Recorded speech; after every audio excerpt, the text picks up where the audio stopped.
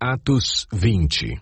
Cessado o tumulto, Paulo mandou chamar os discípulos e, depois de encorajá-los, despediu-se e partiu para a Macedônia. Viajou por aquela região, encorajando os irmãos com muitas palavras e, por fim, chegou à Grécia, onde ficou 3 meses. Quando estava a ponto de embarcar para a Síria, os judeus fizeram uma conspiração contra ele. Por isso, decidiu voltar pela Macedônia, sendo acompanhado por Sópatro, filho de Pirro, de Bereia, Aristarco e Secundo, de Tessalônica, Gaio, de Derbe, e Timóteo, além de Tíquico e Trófimo, da província da Ásia. Esses homens foram adiante e nos esperaram em Troade. Navegamos de Filipos após a festa dos pães sem fermento e 5 dias depois nos reunimos com os outros em Troade, onde ficamos 7 dias. No primeiro dia da semana, reunimos-nos para partir o pão e Paulo falou ao povo. Pretendendo partir no dia seguinte, continuou falando até a meia-noite. Havia muitas candeias no piso superior onde estávamos reunidos. Um jovem chamado Eutico, que estava sentado numa janela, adormeceu profundamente durante o longo discurso de Paulo. Vencido pelo sono, caiu do 3º andar. Quando o levantaram, estava morto. Paulo desceu, inclinou-se sobre o rapaz e o abraçou, dizendo: "Não fiquem alarmados, ele está vivo." Então subiu novamente, partiu o pão e comeu. Depois continuou a falar até o amanhecer e foi embora. Levaram vivo o jovem, o que muito os consolou.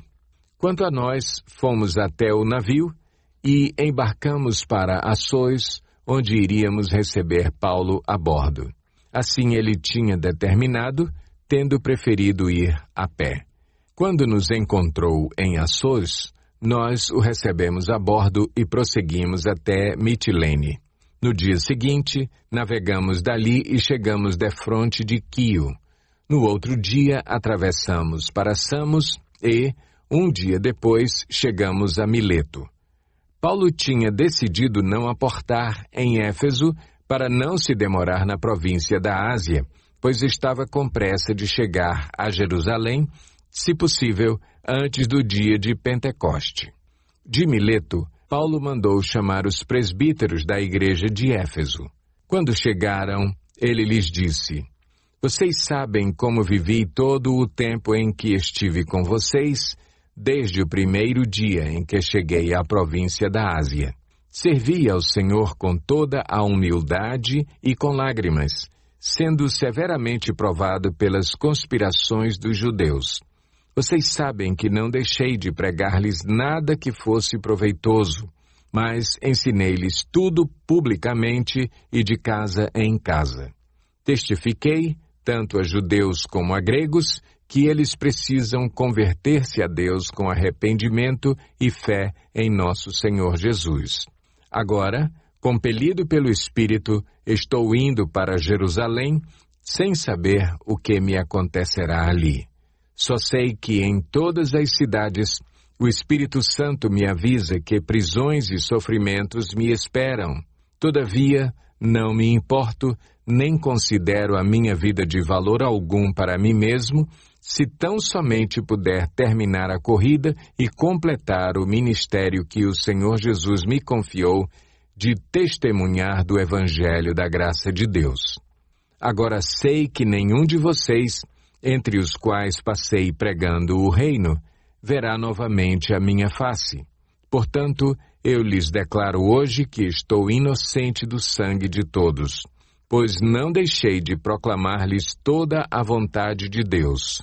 Cuidem de vocês mesmos e de todo o rebanho sobre o qual o Espírito Santo os colocou como bispos para pastorearem a igreja de Deus, que ele comprou com o seu próprio sangue.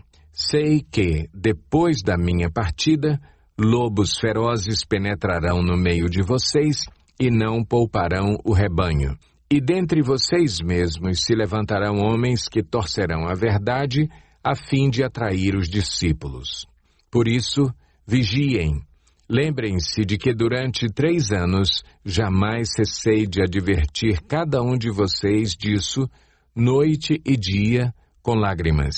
Agora, eu os entrego a Deus e à palavra da sua graça, que pode edificá-los e dar-lhes herança entre todos os que são santificados. Não cobicei a prata, nem o ouro, nem as roupas de ninguém. Vocês mesmos sabem que estas minhas mãos supriram minhas necessidades e as de meus companheiros. Em tudo o que fiz, mostrei-lhes que, mediante trabalho árduo, devemos ajudar os fracos, lembrando as palavras do próprio Senhor Jesus, que disse: há maior felicidade em dar do que em receber. Tendo dito isso, ajoelhou-se com todos eles e orou. Todos choraram muito e, abraçando-o, o beijavam. O que mais os entristeceu foi a declaração de que nunca mais veriam a sua face. Então, o acompanharam até o navio.